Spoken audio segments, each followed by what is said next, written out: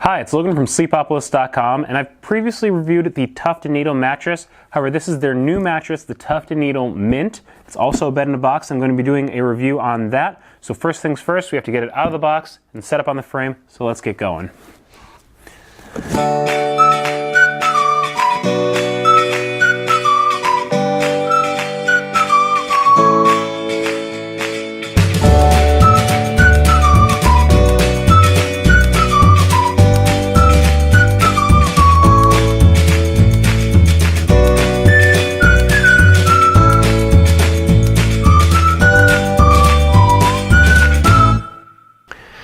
And that's it. As with any bed-in-a-box mattress, it's important to let it decompress for a little while before you actually sleep on it.